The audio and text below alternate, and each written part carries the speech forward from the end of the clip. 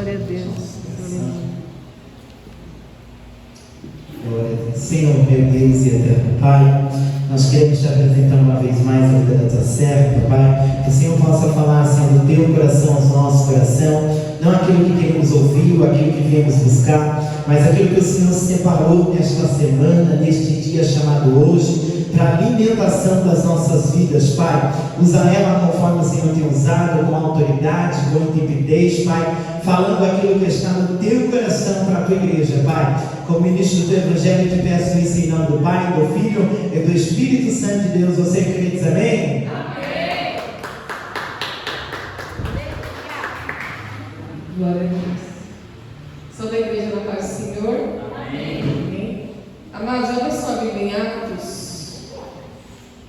dos Apóstolos, por gentileza, capítulo 1. Louvado seja Deus. Deus é maravilhoso, irmãos. Nós estamos fazendo essa leitura, né? Em Atos, eu tenho colocado lá no grupo. E hoje a gente vai ler um pouquinho a Bíblia, viu?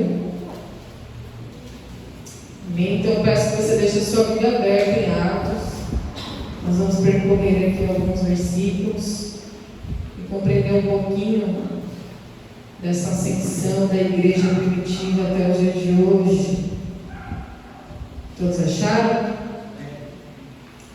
Atos 1, nós vamos ler do 1 ao 8. Glória a Deus. Vou esperar um pouquinho. Tem alguém procurando ainda? Depois de João. Achou? Amém. Glória a Deus. Diz assim: fiz o primeiro tratado ao Teófilo acerca de tudo que Jesus começou, não só a fazer, mas a ensinar, até o dia que foi recebido em cima, depois de ter dado mandamentos, pelo Espírito Santo aos apóstolos que escolheram, aos quais também, depois de ter padecido, se apresentou vivo, com muitas e infalíveis provas, sendo visto por eles por espaço de 40 dias, e falando do que respeita ao reino de Deus. Estando com eles, determinou-lhes que não se ausentassem de Jerusalém, mas que esperassem a promessa do Pai, que disse ele: de mim ouvistes, porque na verdade João batizou com água, mas vós sereis batizados com o Espírito Santo, não muito depois destes dias. Aqueles, pois, que se haviam reunido, perguntaram-lhe, dizendo: Senhor, restaurarás tu neste tempo o reino a Israel? E disse-lhes: não vos pertence saber os tempos ou as estações que o Pai estabeleceu pelo seu próprio poder, mas recebereis a virtude do Espírito Santo, que há de vir sobre vós, e sereis testemunhas tanto em Jerusalém, como em toda a Judéia e Samaria, e até os confins da terra. Amém? Deixe sua Bíblia aberta em Atos. Irmãos, de saber nosso que esse livro foi escrito por aquele que se tornou discípulo de Cristo, Lucas, né? Dr. Lucas, como alguns costumam dizer, e ele foi escrevendo, trazendo toda a trajetória da igreja primitiva. E antes que o Espírito Santo de Deus batizasse aqueles homens que estavam reunidos naquele lugar para receber esse batismo e dar ali a abertura à igreja que Jesus havia plantado sobre a terra, Deus havia deixado uma ordenança, né? Através de Jesus Cristo, Jesus havia deixado essa ordenança de que aqueles homens ficassem em Jerusalém, ficassem ali até que cumprisse a descida do Espírito Santo. E nessa introdução nós vemos que Lucas está escrevendo que Jesus começou não só a fazer, mas também a ensinar todas as coisas. Então o ministério de Jesus, irmãos, não foi só um ministério de milagres, prodígios e maravilhas, mas também foi um ministério do ensino. Amém? Isso é preciso ficar claro na nossa mente. Jesus ensinou a muitos. E mesmo depois de ter padecido na cruz, ele se apresenta vivo, né, com muitas provas, e fica por aquele espaço de 40 dias com os discípulos, ensinando os discípulos acerca do reino de Deus. Nós estamos, irmãos, trabalhando esse ano, o ano do crescimento. E eu disse a vocês, em cultos passados, que não existe crescimento sem trabalho, né? E nós estamos também dentro de uma campanha da colheita, que é para trazer junto este crescimento que nós estamos buscando para este ano, que foi a palavra de direcionamento que o Senhor nos deu. Então, para ter crescimento, irmãos, precisa ter trabalho, precisa ter dedicação, precisa ter um tempo disponível para o aprendizado. Porque através do ensino nós crescemos, igreja, nós amadurecemos. Tem crente maduro aqui? Tem crente amadurecendo, né? Glória a Deus. Porque nós amadurecemos dia após dia, de acordo com o nosso aprendizado e entendimento na nossa mente. Só que o que é incrível nessa palavra é que Lucas vai lembrar da palavra que está lá em João. João batizou com água, mas vós sereis batizados com o Espírito Santo, não muito depois desses dias, mas para que aconteça o batismo do Espírito Santo, para que a virtude do Espírito Santo venha sobre nós, sobre a igreja, e assim nós sejamos testemunhas de Jesus, é necessário crer na promessa, acreditar na palavra de Deus. Então aqueles que estavam reunidos começaram a perguntar: mas quando vai acontecer? Quando o Senhor vai restaurar o reino a Israel? E a resposta vem em seguida: olha, não cabe a vós saber o tempo ou as estações que o Pai estabeleceu, mas vocês vão receber a virtude do Espírito Santo, e isso basta. Glória a Deus. Se eu tenho a virtude, o poder do Espírito Santo para fazer tal coisa, para ser testemunha de Cristo, tanto em Jerusalém como em toda a Judéia, Samaria, até os confins da terra, ou seja, é pela virtude do Espírito Santo, igreja, é pelo poder do Espírito Santo, é que eu vou ser enviado, é que você vai ser enviado para testemunhar os feitos e maravilhas de Jesus. A palavra do Senhor diz, e Jesus ele fala, né, que vocês farão obras maiores do que as que eu fiz. Então isso é ser testemunha, é continuar as obras de Jesus, dar continuidade à obra de Cristo. É para isso que você recebe a virtude do Espírito Santo. E isso já nos basta, irmãos. Imagina você ser cheio do Espírito Santo, você ter a sabedoria do Espírito Santo para conduzir a sua vida, para conduzir as suas decisões, para reagir às pressões da vida. Olha que coisa tremenda, irmãos. Olha que coisa sobrenatural. Para isso você recebe esse poder. Há poder do Espírito sendo derramado sobre a igreja de Jesus Cristo na terra. Então, Lucas está dizendo aqui que Jesus não só operou milagres, não só fez, mas como ensinou. E esse poder, essa virtude do Espírito Santo, ela nos ensina, igreja.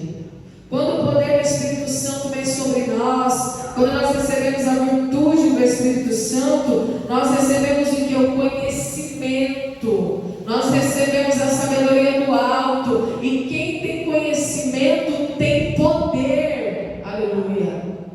Quando eu conheço, por exemplo, o nome de Jesus, eu tenho conhecimento do nome de Jesus, eu tenho conhecimento do poder que há no nome de Jesus, então automaticamente que poder é esse? O poder, irmãos, de vencer o mal, de vencer o maligno, de vencer as pressões da vida, de vencer as perseguições, de vencer as lutas, de vencer as batalhas, porque a própria Bíblia diz, irmãos, que nós somos mais do que vencedores por meio de Jesus Cristo.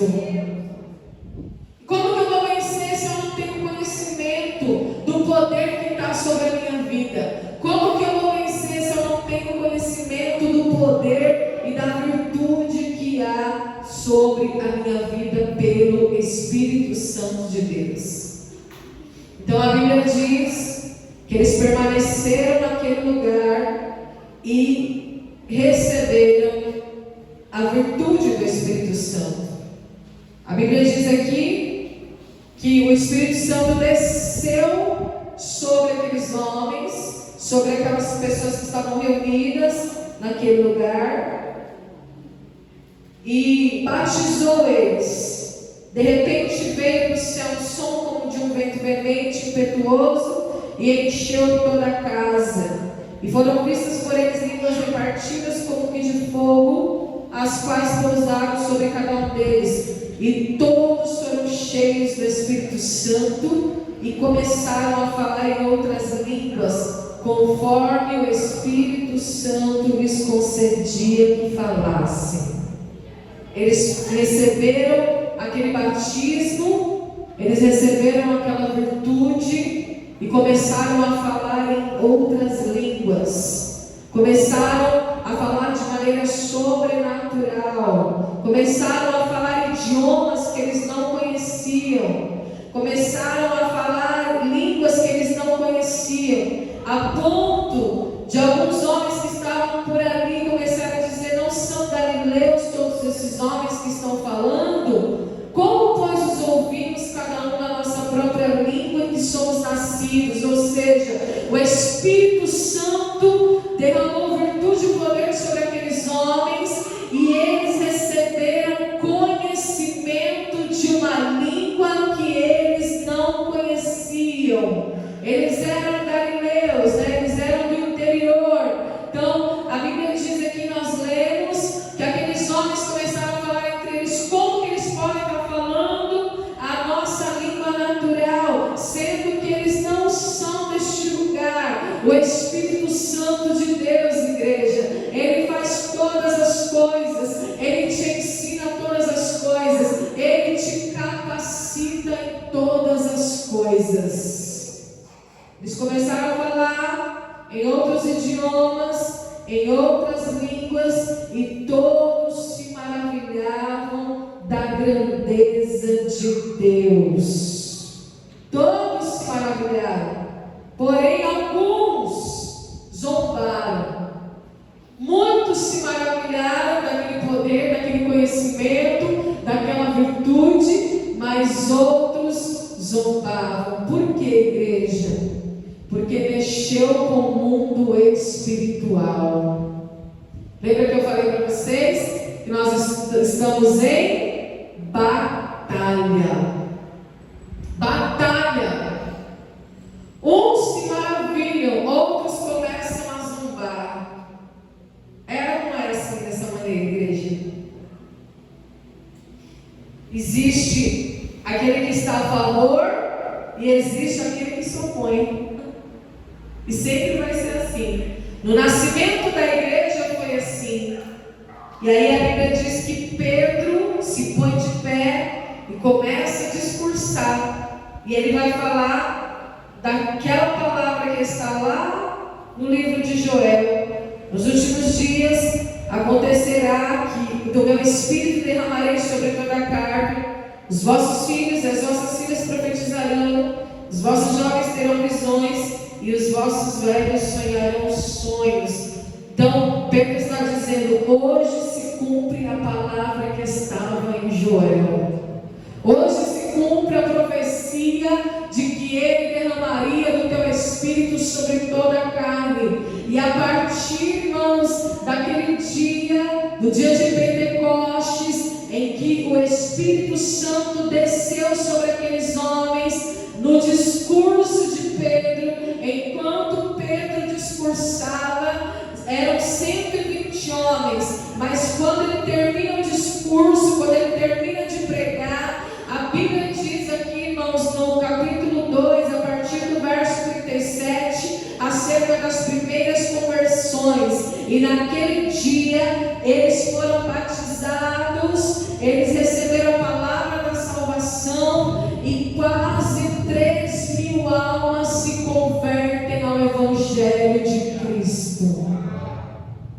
Quase 3.000 almas, de 120 homens para 3.000 almas. Olha só a multiplicação, a grandeza, o poder. E o que Pedro discursa aqui, igreja?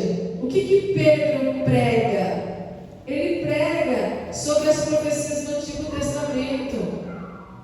Ele fala, irmão, sobre tudo que já estava escrito. Ele prega o que estava escrito. Ele prega o que Jesus pregava. Ele fala o que Jesus falava. Mas ele não tem só a fala, ele não tem só o discurso. Ele tem o poder do Espírito Santo. Ele tem a virtude do Espírito Santo. Ele tem a unção do Espírito Santo. Porque é o Espírito Santo que introduz a palavra dentro do teu coração. É o Espírito Santo que te convence do pecado, da justiça e do juízo. É o Espírito Santo que penetra junto com a palavra e vai na divisão da alma e do Espírito e vai se aprofundando e vai penetrando. Então as coisas vão acontecendo, igreja, de maneira grandiosa, sobrenatural, extraordinária, aleluia. É o poder do Espírito Santo. É isso que nós temos que buscar nessa noite. É isso que nós temos que buscar nas nossas orações. A virtude do Espírito Santo, a descida do Espírito Santo, o dia de Pentecoste. É isso que nós temos que buscar, aleluia. Nós buscamos nessa noite que haja fogo no nosso coração e luz no nosso entendimento. Que haja fogo no nosso coração e luz no nosso entendimento. E ambos trabalham juntos e as pessoas se convertem. As pessoas entregam a sua vida para Jesus. Elas não olham nem para a esquerda nem para a direita. O pecado perde o domínio, igreja. Aleluia. Essas pessoas estavam aqui no pecado, mergulhadas no pecado. E como que Pedro, cheio do Espírito Santo, convenceu? Ele diz: arrependei-vos e cada um de vós seja batizado em nome de Jesus Cristo para perdão dos pecados e recebereis o dom do Espírito Santo, porque esta promessa diz respeito a vós. Que promessa? Que estava lá em Joel: e derramarei do meu Espírito sobre toda a carne, e os vossos filhos profetizarão, e os vossos velhos sonharão. Aleluia. Será que nós temos visto crianças profetizando? Será que nós temos visto, igreja, pessoas já de idade avançada voltando a sonhar, voltando a projetar? Ou será que nós temos visto crianças longe da palavra de Deus e longe de Deus, e homens de idade avançada aposentados? Aleluia. Sem perspectiva. É o que Jesus quer fazer aqui nesta noite, igreja. Aleluia. E eu creio pelo poder do Espírito Santo. Eu tenho orado por isso. Eu tenho buscado por isso. Para que nós sejamos cheios do Espírito Santo, cheios da graça, cheios do poder de Deus, cheios da virtude de Deus, porque essa promessa é para nós. Essa promessa é para mim e para você. Que você seja cheio do Espírito Santo. E aqui o que acontece? Eles começaram a perceber a doutrina. na comunhão, no partir do pão e nas orações. E em cada alma havia temor, e muitas maravilhas e sinais se faziam pelos apóstolos. E agora eles começam a levar o nome de Jesus aos enfermos. Os enfermos são curados, igreja. Os demônios saem, as pessoas são libertas. O aleijado está lá na Porta Formosa.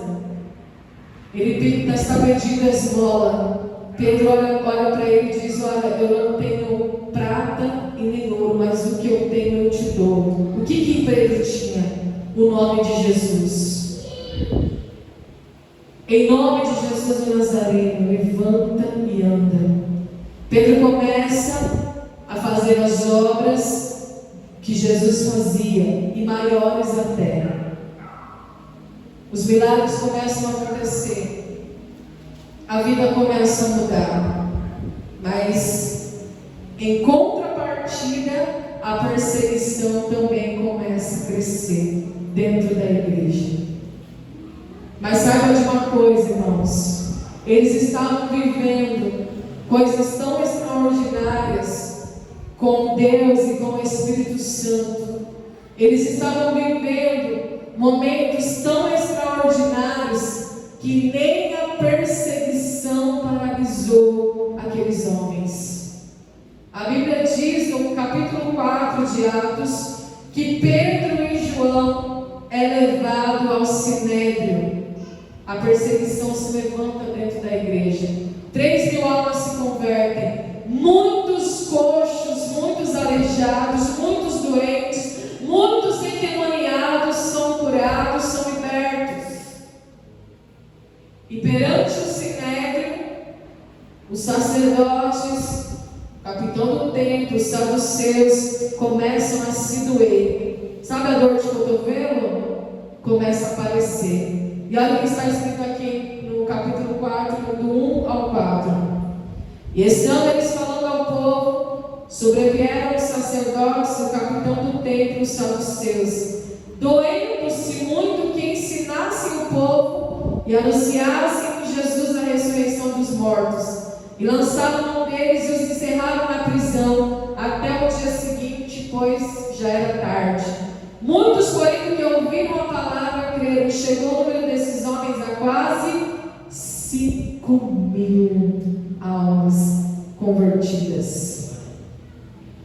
O que eu quero dizer aqui, irmãos? Hoje é noite de ensino, né? Quanto mais a igreja é perseguida, mais ela cresce. Aleluia. Quanto mais perseguem a igreja, quanto mais se opõe a igreja de Cristo, a igreja verdadeira, mais ela cresce. Porque nós não estamos debaixo de circunstâncias, irmãos. Nós estamos debaixo de uma promessa.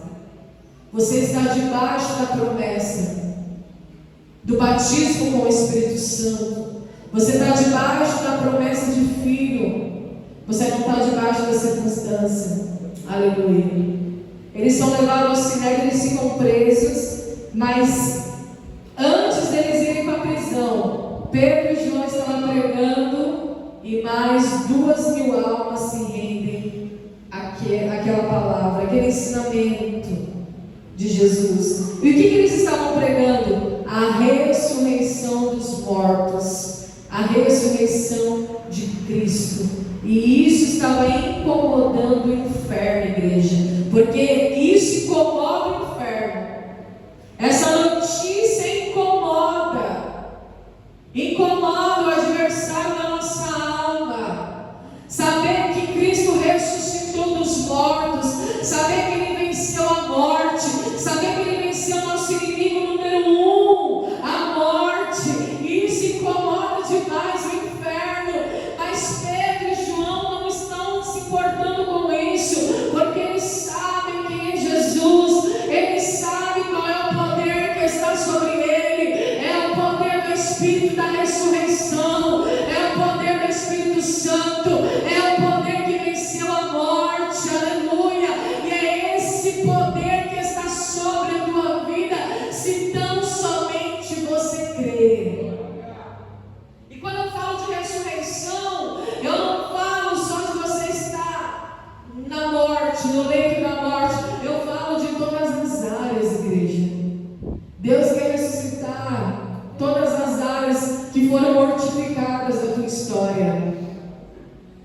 todas as áreas que estão mortificadas, porque nós não podemos andar como um morto vivo ou vivo morto. Nós temos que exalar vida, igreja. Nós temos que liberar o Espírito Santo. Nós temos que exalar o perfume de Cristo. Aleluia. Então o Senhor quer derramar o Espírito da ressurreição sobre a tua vida. Então a igreja é perseguida, e quanto mais ela é perseguida, mais ela cresce. Depois, passado algum tempo, nós vamos ver a perseguição foi de fora para dentro. O diabo prendeu ali o inimigo da nossa alma, o inimigo da alma dos crentes. Prendeu Pedro e João, mas não conseguiu impedir o crescimento da igreja. A perseguição veio de fora para dentro. Agora a perseguição é de dentro da igreja para fora. Olha o que acontece. Aleluia. Vai comigo no capítulo 5. A partir do verso 1. Glória a Deus, Jesus. Do 1 ao 9. Atos 5, do 1 ao 9. Ascensão da igreja, curas, milagres, prodígios e maravilhas, virtude do Espírito Santo, perseguição de fora para dentro. Agora nós vamos ver a perseguição de dentro para fora. Mas um certo varão chamado Ananias, ou Safira, sua mulher, vendeu uma propriedade e reteve parte do preço. Sabendo também que sua mulher, levando uma parte, depositou aos pés dos apóstolos. Disse então Pedro: Ananias, porque encheu quem? Satanás o teu coração, para que mentisse ao Espírito Santo e retivesses parte do preço da herdade. Guardando não ficava para ti, e vendida não estava em teu poder? Por que formaste esse desígnio em teu coração? Não mentiste aos homens, mas a Deus. E Ananias, ouvindo essas palavras, caiu e expirou. E um grande temor veio sobre todos os que isto ouviram.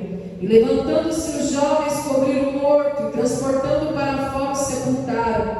E passando o espaço de quase 3 horas, entrou também sua mulher, não sabendo o que havia acontecido. E disse-lhe Pedro: dize-me, vendeste portanto aquela herdade? Ela disse: sim, portanto. Então Pedro lhe disse: por que é que entre vós vos concertastes para tentar o Espírito do Senhor? Eis aí a porta aos pés dos que sepultaram teu marido, e também levarão a ti. E logo caiu aos pés e expirou. E entrando os jovens, acharam-na morta e sepultaram junto de seu marido. Até aqui, igreja. Agora, a mentira entra dentro da igreja, o engano, e isso também é uma perseguição, porque o que acontece aqui? Existia um homem chamado Barnabé, também que estava dentro da igreja. Vocês sabiam, irmãos, que o único homem que a igreja, que a Bíblia chama de bom, é esse homem? Nem Jesus aceitou ser chamado de bom. Quando o jovem rico chega a Jesus e fala assim: bom mestre, ele fala: por que me chamas bom? Bom é o Pai.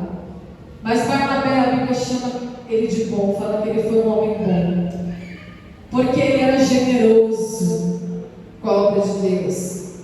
E a Bíblia fala que ele possuía uma herdade, ele vendeu e trouxe o preço e depositou nos pés dos apóstolos. As pessoas, elas se desapegavam dos seus bens materiais e doavam à igreja, para o crescimento da igreja, para atender aos pobres, para atender as viúvas, para atender os necessitados. E eles eram conduzidos pelo Espírito Santo a fazer isso. Então esse homem chamado bom, Barnabé, ele deposita a sua herdade aos pés dos apóstolos. Porém, o diabo começa a trabalhar dentro da igreja, irmãos. A perseguição veio de fora para dentro. Agora eles estão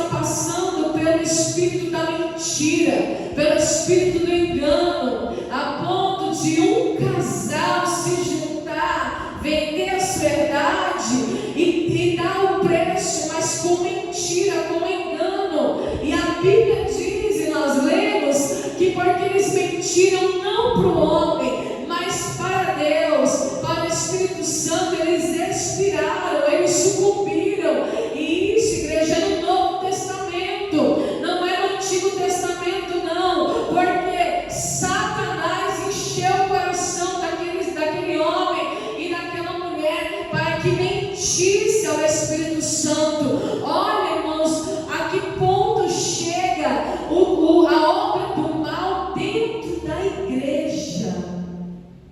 A que ponto chega? Aleluia. Primeiro se levanta o sinédrio, agora um casal mentindo dentro da igreja. Isso é sério, irmãos. A palavra de Deus é a verdade. Isso aqui não é história da carochinha, não. Isso aqui não é conto de fato. Isso aqui aconteceu. Mas mesmo assim, a igreja permanece crescendo. Mesmo assim, igreja, a igreja de Cristo, ela não sucumbe, ela permanece avançando. Ela não para. Porque Jesus é o dono da igreja. E agora, no capítulo 6, qual que vai ser a estratégia do diabo aqui? Primeiro a perseguição do sinédrio, a mentira de Ananias e Safira. Agora o diabo vai trabalhar com o quê? Ele vai mudando de estratégia, viu? Ele vai mudando de tática. E por que ele muda de tática? Para paralisar a igreja, para desanimar a igreja, para colocar as promessas por terra. É por isso, irmãos, que nós temos que ser espirituais. Nós temos que orar e ler a Bíblia. Orar e ler a Bíblia. Porque essa é a nossa arma, a nossa ferramenta, a nossa armadura para a batalha. E agora qual que é o método que ele usa? A distração. Olha só, capítulo 6. A partir nós vamos ler do 1 ao 4. E diz assim: Ora, naqueles dias, crescendo o número dos discípulos, houve o quê? Uma murmuração dos gregos contra os hebreus. Por quê? Porque as suas viúvas eram desprezadas do ministério cotidiano. As viúvas começam a murmurar, pedindo que atenção. E os 12, convocando a multidão dos discípulos, disseram: não é razoável que nós deixemos a palavra de Deus e sirvamos às mesas. Elas queriam que os apóstolos, que eram discípulos e agora se tornam apóstolos, que constituem a igreja, sentassem à mesa com elas, para lhes dar atenção, como se eles não tivessem nada para fazer, igreja. Então, elas estavam murmurando: eles não vêm nos visitar. Mas isso não era uma murmuração, uma reivindicação legítima. Era o que? O diabo querendo trazer distração aos apóstolos. Mas, como o Espírito Santo é muito mais inteligente, né? Como o Espírito Santo, que é santo, está conduzindo aqueles homens, olha o que eles falam aqui, ó. Não é razoável que nós deixemos a palavra de Deus e sirvamos as mesas. Lembra quando Jesus falou para a mulher cananeia? A mulher cirofenícia? Olha, mulher, não é bom que eu tire dos filhos e dê os cachorrinhos, né? Eu tiro o pão dos filhos e dê os cachorrinhos. Não foi assim que ele falou para aquela mulher? Aí, só que a mulher teve fé. Aí Jesus ficou maravilhado com a fé dela. Mas na verdade Jesus não ia ajudar aquela mulher. A princípio não.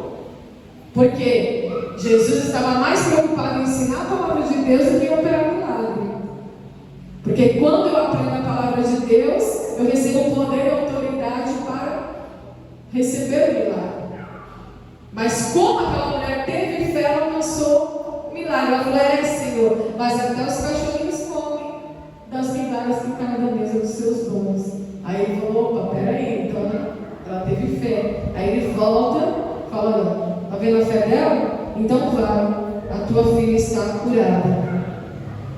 Mas olha o que eles fizeram aqui. Eles falaram a mesma coisa que Jesus. E nós não vamos deixar a palavra de Deus para servir a mesa dessas viúvas. Então eles entram no consenso e dizem assim: escolhei, pois, irmãos, dentre vós 7 varões de boa reputação, cheios do Espírito Santo e de sabedoria, aos quais constituamos sobre este importante negócio. Mas nós, os apóstolos, perseveraremos na oração e no ministério da palavra. O que o diabo queria colocar, irmão? Distração. Para que eles não orassem mais e para que eles não estudassem mais a palavra. Mas aqui o que nasce? O diaconato. Aqui começa o que? É instituído os diáconos. Então, visitar a viúva, visitar doente, levar alimento às mesas não é trabalho. Está escrito aqui. Do líder. É trabalho dos diáconos, que são levantados. Tem diácono aqui na igreja? Tem diácono na igreja. Tem diaconisa. Por quê? Porque o líder, ele tem que estar voltado ao ministério da palavra e ao ministério da oração. Porque senão ele perde aquele tempo dedicado à oração e à palavra para servir as mesas. Imagina quantas viúvas não tinha. Imagina, você tinha 5.000 almas ali que aceitaram Jesus. Imagina quantas pessoas não tinham para atender. Então vai do líder instituir pessoas, e não é qualquer pessoa. 7 varões de boa reputação, cheios do Espírito Santo. Cheios do Espírito Santo. Não é qualquer pessoa. Lembra lá de Moisés? Moisés queria fazer tudo, né? Queria fazer tudo. Queria orar, subir ao monte, falar com Deus, cuidar das pessoas, aconselhar. Aí o seu sogro falou: peraí, Moisés, está errado isso daí. Não queira fazer tudo que você não vai dar conta. Você precisa se dedicar à oração. Então você vai levantar pessoas, 2 homens, para te ajudar no ministério. Equipe, né? Levanta uma equipe que trabalha pelo povo, e a igreja cresce. A igreja cresce. Porque às vezes a gente pensa assim: está tendo uma murmuração, a reivindicação, vamos correr lá, vamos atender a reivindicação. Não, peraí. Vamos buscar discernimento espiritual, se essa reivindicação é legítima ou se é método do diabo. Né? Então, olha só. A igreja nasceu, Pedro e os apóstolos, cheios do Espírito Santo, começam a operar milagres, prodígios e maravilhas. Mais de 5.000 almas se convertem. Em contrapartida, olha a perseguição. Eles são presos de fora para dentro. Mentira dentro da igreja. E agora, distração. Vai cair por terra, em nome de Jesus. Caiu por terra. E a igreja cresceu, cresceu, cresceu, e está aqui até o dia de hoje. Aleluia. E você faz parte dessa promessa. Você é filho da promessa. Você é filho de Abraão. E agora o que acontece? e crescia a palavra de Deus, deu certo, o plano deles deu certo. E este parecer contentou a toda a multidão e elegeram Estevão.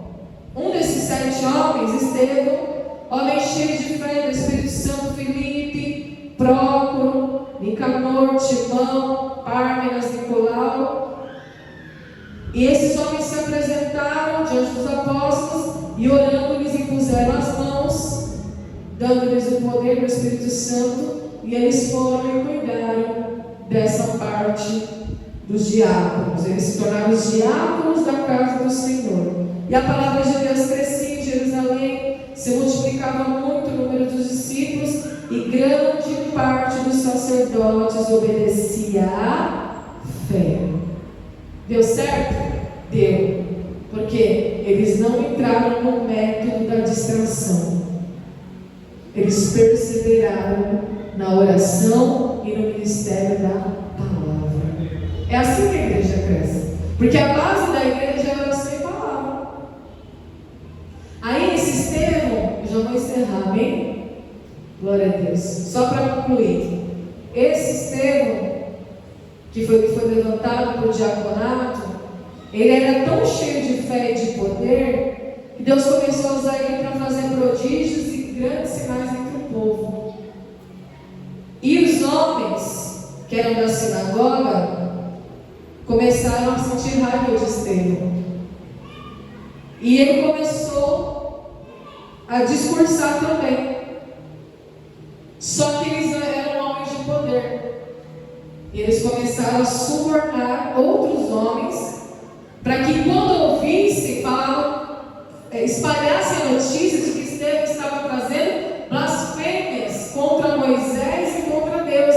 Mas Estevão não estava falando blasfêmia, ele só estava repetindo o Antigo Testamento, tudo que Deus havia feito com o povo que ele escolheu.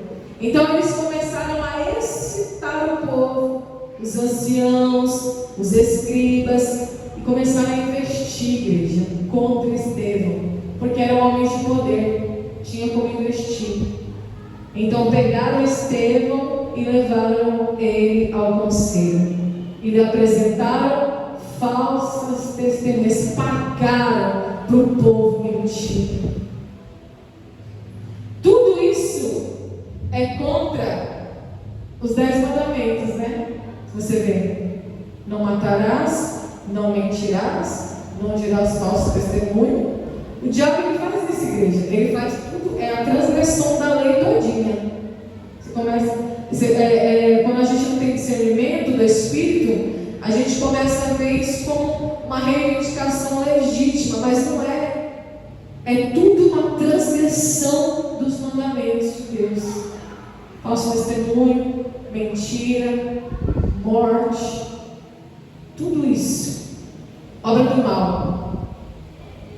Então apresentaram essas falsas testemunhas para dizer: olha, esse homem não falou blasfêmia e tal. E no 7, o sumo sacerdote vira, olha só como eles eram falsos, hipócritas, né? O próprio sumo sacerdote estava pagando a falsa testemunha, vira para Estevão e fala assim: porventura, é isto mesmo que eles estão falando? Então, Estevão disse assim, olha só o discurso de Estevão, eu vou ler e já vou encerrar, vou concluir por aqui, amém? Acompanhe comigo. 7, Atos 7, do 2 do diante. Para você ver que coisa maravilhosa. E aqui eu encerro a mensagem, tá? A gente vai concluir lendo. Olha o que Estevão disse: varões, irmãos e pais, ouve. O Deus da glória apareceu a Abraão, nosso pai, estando na Mesopotâmia, antes de habitar em Harã, e disse: sai da tua terra e da tua parentela e dirige-se à terra que eu te mostrar. Então saiu da casa dos caldeus e habitou em Harã, e dali, depois que seu pai faleceu, Deus o trouxe para esta terra em que habitais agora. E não lhe deu nela herança, nem ainda o espaço de um pé, mas prometeu que lhe daria a posse dela, e depois dele a sua descendência, não tendo ele filho. E falou Deus assim, que a sua descendência seria peregrina em terra alheia, e a sujeitariam à escravidão, e a maltratariam por 400 anos. E eu julgarei a nação que os tiver escravizado, disse Deus. Depois disso, sairão e me servirão neste lugar. E deu-lhe o pacto da circuncisão, e assim gerou a Isaque, e o circuncidou no 8º dia, e Isaque a Jacó, e Jacó aos 12 patriarcas. Estevão está falando isso, na sua defesa. E os patriarcas, movidos de inveja, venderam a José para o Egito, mas Deus era com ele. E livrou de todas as suas tribulações, ele deu graça e sabedoria ante o Faraó, rei do Egito, que o constituiu governador sobre o Egito e toda a sua casa. Sobreveio então a todo o país do Egito, de Canaã, fome e grande tribulação, e nossos pais não achavam alimentos. Mas quem ouviu Jacó, que no Egito havia trigo, enviou ali nossos pais a primeira vez. E na segunda vez foi José conhecido por seus irmãos, e a sua linhagem foi manifesta a Faraó. E José mandou chamar a Jacó, seu pai, e a toda a sua parentela, que era de 75 almas. E Jacó desceu ao Egito e morreu, e ele e nossos pais. E foram transportados para Siquém, e depositados na sepultura que Abraão comprara por certa soma de dinheiro aos filhos de Amor, pai de Siquém. E aproximando-se, porém, o tempo da promessa que Deus tinha feito a Abraão, o povo cresceu e se multiplicou no Egito, até que se levantou outro rei que não conhecia José. E esse, usando de astúcia contra a nossa linhagem, maltratou nossos pais ao ponto de os fazer rejeitar as suas crianças para que não se multiplicassem. Nesse tempo nasceu Moisés, e era muito formoso, e foi criado 3 meses em casa de seu pai. E sendo rejeitado, tomou a filha de Faraó e o criou como seu filho. E Moisés foi instruído em toda a ciência dos egípcios, e era poderoso em suas palavras e obras. E quando completou a idade de 40 anos, veio-lhe ao coração e visitar seus irmãos, os filhos de Israel. E vendo maltratado um deles, o defendeu e vingou o ofendido, matando o egípcio. E ele cuidava que seus irmãos entenderiam que Deus lhes havia de dar a liberdade pela sua mão, mas eles não entenderam. E no dia seguinte, pelejando eles, foi por eles visto e quis levá-los à paz, dizendo: varões, sois irmãos, por que vos agravais um ao outro? E o que ofendia o seu próximo repeliu, dizendo: quem te constituiu príncipe e juiz sobre nós? Queres tu matar-me como ontem mataste o egípcio? E a esta palavra fugiu Moisés, esteve como estrangeiro na terra de Midian, onde gerou 2 filhos. Completados 40 anos, apareceu-lhe o anjo do Senhor no deserto do Monte Sinai, numa chama de fogo de um sarçal. Então Moisés, quando viu isso, se maravilhou da visão e, aproximando-se para observar, foi-lhe dirigida a voz do Senhor, dizendo: eu sou o Deus de teus pais, o Deus de Abraão, o Deus de Isaque, o Deus de Jacó. E Moisés, todo tremo, não ousava olhar. E disse-lhe o Senhor: tira as sandálias dos pés, porque o lugar em que estás é terra santa. E tendo visto atentamente a aflição do meu povo que está no Egito, ouvi os seus gemidos e desci a livrá-los. Agora, pois, venha enviar-te ao Egito. A este Moisés, ao qual haviam negado, dizendo: quem te constituiu príncipe e juiz? A este enviou Deus como príncipe libertador, pela mão do anjo que lhe aparecera no sarçal. Foi este que os conduziu para fora, fazendo prodígios e sinais na terra do Egito, no Mar Vermelho e no deserto por 40 anos. Este é aquele Moisés que disse aos filhos de Israel: o Senhor vosso Deus levantará dentre vossos irmãos um profeta como eu, e a ele ouvireis. Este é o que esteve entre a congregação no deserto, como hoje lhe falava no Sinai, e com nossos pais, o qual recebeu as palavras de vida para nos dar, a qual nossos pais não quiseram obedecer, antes o rejeitaram, e em seu coração se tornaram ao Egito, dizendo a Arão: faze-nos deuses que vão adiante de nós, porque a esse Moisés que nos tirou da terra do Egito, não sabemos o que lhe aconteceu. Vamos aqui no 49. Pula para o 49, que a leitura é bem extensa. Amém? Atos 7, 49, diz assim: o céu é o meu trono e a terra é o estrado dos meus pés. Que casa me edificareis do Senhor e qual é o lugar do meu repouso? Porventura não fez a minha mão todas essas coisas? Homens de dura cerviz e circuncisos de coração e ouvido, vós sempre resistis ao Espírito Santo, assim vós sois como os vossos pais. A qual dos profetas os perseguiram vossos pais e até mataram os que anteriormente anunciaram a vinda do justo, do qual vós agora fostes traidores e homicidas, vós que recebestes a lei por ordenação dos anjos e não aguardastes. É muito extensa a leitura, mas Estevão fala do Antigo Testamento até a realidade dos fariseus.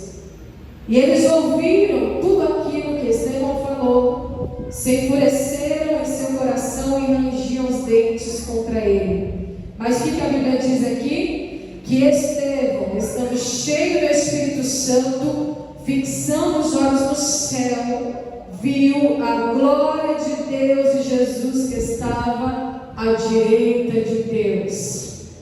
A igreja sofre perseguição, a igreja tem oposição, mas a igreja contempla a glória de Deus, independente das circunstâncias, igreja. Quando você fixa os olhos no céu, você contempla a glória de Deus. E aí Estevão diz assim: eis que vejo os céus abertos e o Filho do Homem está em pé à mão direita de Deus. Mas eles gritaram com grande voz e taparam os ouvidos e arremeteram unânimes contra ele. E começaram a expulsar Estevão da cidade e o apedrejavam. E as testemunhas depuseram as suas vestes aos pés de um jovem chamado Saulo. Lembra das falsas testemunhas? Colocaram as vestes aos pés de Saulo, que depois se tornou quem? Paulo. E apedrejaram Estevão, que em invocação dizia: Senhor Jesus, recebe o meu espírito. Estevão se ajoelha no chão e clama com grande voz, dizendo: Senhor, não imputes a eles este pecado. E tendo dito isto, adormeceu. O primeiro mártir da história da igreja. O primeiro a morrer pelo testemunho. Mártir, a palavra mártir significa testemunha. O primeiro homem a morrer em testemunha de Jesus Cristo. Aleluia. A igreja passa por todos esses processos, irmãos, mas ela não perde a salvação. Aleluia. Não sai do lugar da promessa. Estevão, homem cheio do Espírito Santo, morreu como testemunha de Cristo. E a morte dele ocasionou a conversão de Saulo, que nós conhecemos depois como Paulo. A igreja não deixa de crescer. Amém? Vamos nos colocar em pés? Aleluia. A igreja não deixa de crescer. E você é a igreja de Cristo, nós somos a igreja de Cristo. E o Senhor tem crescimento para a tua vida. Crescimento espiritual, crescimento ministerial, crescimento pessoal, crescimento como pessoa, como ser humano. Aleluia. É isso que o Espírito Santo tem para a tua história. Então nós vimos aqui a síntese do livro de Atos. Nós vimos aqui a perseguição, a mentira, a distração, o martírio, mas também nós vimos a ascensão da igreja. Aleluia.